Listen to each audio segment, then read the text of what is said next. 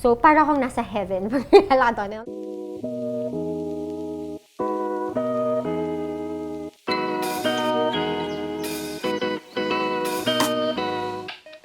everyone! Welcome back to my channel, and as promised, after the beginner's guide for our designer bags, I'm going to discuss about the beginner's guide for shoes. And you know, you can see the twinkle in my eye every time I talk about shoes because I really love shoes. I think actually, understatement pa yung really love shoes. Basta, hindi ko alam. Basta it really makes me happy. Very happy.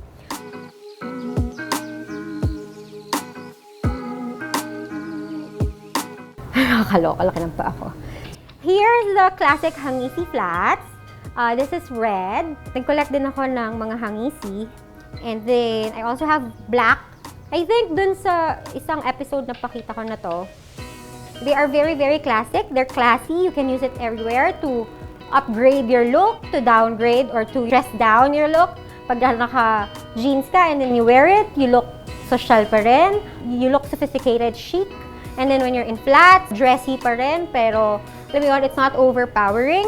And the most important factor in considering when buying designer shoes is the fit, and most importantly, how comfortable you are when wearing them. So this is Aimee approved. Another brand to consider when you are starting your designer shoe collection is Gianvito Rossi. This is the basic pumps lang. I have it in a kind of neutral but still girly shade of pink na parang blush pink, I think, this one, or nude pink. I don't choose lagi naman ng mga standout na mga colors. It's either the basics or, you know, yung mga magagandang shade, neutral tones, or may twist ng little, ayun. So this one is your basic pumps that you can use when you are using dresses for formal wear. Actually, you can use it too for casual. So parang ito yung versatile pair of shoes that you can have as well, apart from the Manolos. Since nandun na tayo sa mga medyo dressy shoes, let's go to our flats. These are Christian Louboutin strass na flats. To be perfectly honest, ito yung pinaka-comfortable ng Louboutin and the Cataclo, which I will show later on. So ito, sobrang comfortable niya kasi mesh yung part dito. And design-wise or aesthetic-wise, maganda talaga siya. Look at the studs. I would think for bling. So, alam mo yun, lahat ng shiny, lahat ng magaganda talagang makes my heart stop for a while. So, yan. Isang consideration din yan. The back is glitters. And then the front is Swarovski. The part here is mesh. And it's really nice. This one for sizing, you have to at least size down half. Kasi sa totoo, medyo maluwag siya. And it's also good for wide feet, hindi lang for narrow. Yung loob niya is maluwag. So, may room for that. I have it in different colors. This is a nice shade also. It's pink na silver. I'm a fan of everything that's sparkly or anything that's beautiful. So, ayan. Classic, of course, the sole. So, pasensya na kasi talagang ginagamit ko rin yung collection ko. Ina-enjoy ko talaga siya. So, apart from this, the price point, by the way, of the lubes that are strass are around 68 up. Depende kung gaano kadaming bato. Ganon. So, depends then where you buy it from or you ship it from. Ganyan. Another one that you can consider when you are starting your collection is the classic Chanel ballerines. These shoes comes in different colors, different patterns, and different skins. Isa sa mga pinaka-special for me kasi my first trip in, ang dami talagang story ng lahat ng gagawin ko. My first trip in the US, ito yung ginamit ko. And it's so comfortable. I was walking in Rodeo. Ito yung gamit-gamit ko. It holds special memories for me talaga. This one is true to size. I got one pair na medyo malaki. So, medyo may luwag factor siya sa akin. You can use mga gel para pampasikip. But this one, when you buy a pair of Chanel ballerines, get your correct size. If you're a size 9, get a 39. If you're 9.5, get a 39.5. So, the starting price of Chanel ballerines for mga plain, yung classic na lambskin and black cap toe, is around 47, 48 na ngayon. Kasi, actually, nag-i-increase din siya talaga from time to time. Before, it was like 30 plus lang. And then, depends on the leather, depends on the make, depends on the season, or the rarity. As I always say, doon nagbe-base yung prices. Pero at this time, yung starting price niya is at that point, 47 to 48. We're done with the flats. we can go now dun sa mga medyo platform. I'm not a fan of platforms, as I've said. Pero ito medyo kinukonsider ko rin siya na medyo flats, kahit may konting height. Because sobrang baba naman niya and it's same level naman. So parang flats na rin siya sa akin. This is the Cataclow na low heel. Ilang beses ko rin sinabi before na I don't do kitten heels. So this one, I consider pa rin as flats kasi yung heels niya, hindi masyado nagka-count kasi nga pantay-pantay naman siya. So they came out with the highs and then these are the lows. The highs, I think I already featured in one of my vlogs that are also special. Dalawa sa mga comfortable na shoes ng Manolos are the ones that I have. The Cataclows, whether it's high or whether it's low, both of them are very comfortable for me. I use it for casual wear. I don't suggest you use it for formal because it's not very dressy for you to use. But this one is good for mga smart casual, ganyan, for your everyday. Maganda siya pero you want a little height or you want a little style, you can use this. If you don't want the classic ballerines and medyo may attitude yung gusto mo, ito. I also have this in different colors, but I chose black because, as always, yung gusto ko neutral pag magsisimula tayo. Tsaka medyo mas presentable kasi black and gold siya. So now, ang dinala ko mga sneakers ay yung mga pwede nyo rin i-consider when buying or when you're starting in your collection of designer shoes. Number 1 is my trusty Walk-in Dior sneakers. This is my very first Walk-in Dior. I have different kinds of it. I have different materials, different collections. May mga special limited, may mga beaded ako. But this will always be my favorite because number 1, this was the first pair. Number 2, because it's a very limited piece. I bought it from Tokyo. I actually wasn't in Tokyo that time, so I asked a friend. I asked one staff to go to the store, pick it up for me because it's a Tokyo edition of the Walk-in Dior and it doesn't exist anymore. So, yun nga, sabi ko, ultimate budol for me is limited edition. Kasi the normal Walk-in Dior has lang Christian Dior in the laces. This one has Dior Tokyo. So, yung laces nito, you will know, well, if you're looking talaga, makikita mo that there's Tokyo in it. Because the rest, talagang Christian Dior lang. Ito yung bukod tanging pair na nilabas na merong Tokyo. It's a Tokyo edition. It was only sold there for siguro a month. So talagang madaling-madali ako dun sa staff and dun sa friend na pinakisuyuan ko para bilhin to for me. Another one that is really a hit and is also in all my articles are these Alexander McQueen exaggerated heels sneakers. Yan, sparkly. Everything that's sparkly, everything that's pretty, I really love. So I don't just go for the basics. Pero yun nga, rule of thumb, after the basics, that's the only time you can jump into the medyo may style or may trend, ganyan. This one is actually true to size.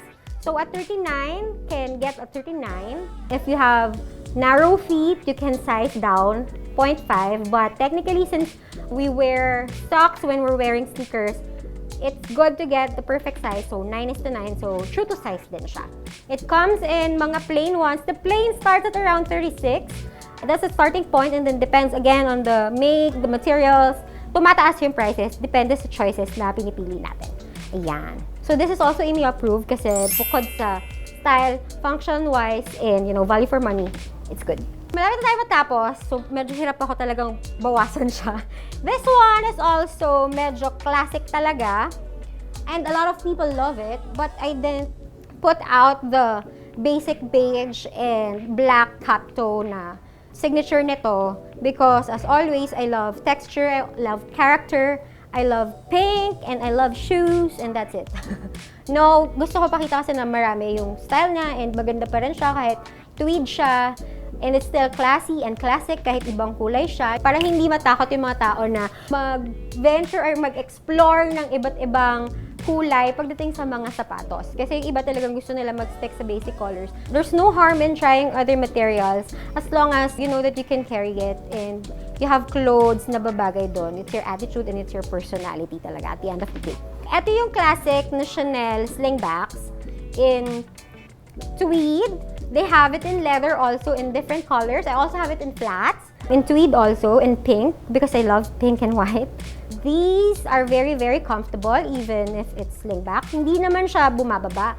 Just make sure that it's your right size. It's true to size, make sure na tama yung size na kukunin nyo. Otherwise, mahirap siya ilakad kapag hindi dahil mahuhulog siya. Those are the only things that you need to consider pag slingbacks ang binibili nyo. Price point is, for the basic, mga 56 to 58 na siya ngayon. Tumaas na rin talaga siya. Before it was like 45, 49. And then for tweed, plus, mga nasa 60 yata siya. This pair was given to me by one of my friends na mami-mamihan ko. So, gift siya sa akin. Marami talaga nagmamahal sa akin. So, nice to. And yung lagi ko sinasabi, Dior, you can also go for that. So, when you're thinking about getting your slingbacks, pwede yun. Hindi ko na sila dinala lahat kasi napakita ko na rin naman sila sa ibang mga episodes natin. Eto, you heard this in a lot of my vlogs that I love the Dway. I have different kinds of Dway. I have a lot of styles ng Dway, collections. I love mga printed. I love yung mga hindi basic colors kasi I already told that I have a thing for something that's kakaiba. I have this in pink, polka. Medyo marami kinolekta ko rin siya because it's really, really comfortable. I love it. When I was pregnant, I was using it almost every day. That my mom was also already telling me, even my baby, he was telling me na, bakit yan ang sinusuot mo para kang wala kang chinelas? Because it's really that comfortable. So, naging super favorite ko siya. And doon talaga, value for money, okay na okay. Last! Ito yung current obsession ko. Obsession talaga kasi all color. Siguro, dun sa mga nag-request ng haul or ng collection, I'm gonna do it by brand na lang para mabigyan ko kayo ng details kung bakit ako na in love sa kanila. These ones are from Bottega Veneta. These are Lido flats. Kay kay Daniel Lee din to. Bago lang niyang design. Parang simula nung pumasok siya sa Bottega Veneta, isa to sa mga classic na reinventions niya. So, this is an Intrecciato leather, like the Jody. Remember the Jody that I said on the last episode? Ito, yung partner niya na chinelas. So, Intrecciato leather sila. I love it because they look very luxurious, but given the fact that it's pure leather, sobrang lambot niya para kang may padding sa paa. No, seriously, para kang may cotton sa feet mo. I have the first edition also, the padded flats, but for me, this style stands out when it comes to beauty, when it comes to functionality. I can wear it with my dresses, I can wear it with my jeans and casual wear. But you know, you cannot bring your slides to formal events, for gowns, for mga suit, mga ganyan. Hindi mo naman sila pwedeng dalhin doon. But this one, I really love it because I'm very into slides these days. Next time, pwede ko nang isama yung mga boots, yung mga ganyan. I have a whole collection of it, but maybe we will allot a different time for that because it's a special episode also, why we need it, what kind of shoes we need. But for beginners or for those who are looking into buying designer shoes, these are my recommendations based on experience because I really am a shoe fanatic. So, lahat ng sinabi ko talagang experience and ako mismo yung naglakad na gamit-gamit sila. So, talagang hindi ako mapapahiya sa recommendations because, you know, by now, siguro especially my clients and the people that have been following me even on Instagram before, I don't recommend things that I do not use or I don't personally know. Kasi ayoko nang napuput into alanganin ako. Gusto ko, pag sinabi ko sa'yo, hindi ako mapapahiya. So, all of these, talagang approve siya sa akin. So, there you have it. I hope you learned something, I think or two, sana, from this episode. And thank you very much for staying with me. Next time, we're gonna have a different, interesting episode. Watch out for it. Don't forget to like, subscribe, share, and comment down below. And of course, click the notification or the bell right here so that you get to be notified with everything that we do and new uploads. Thank you very much for your support and see you soon. Bye!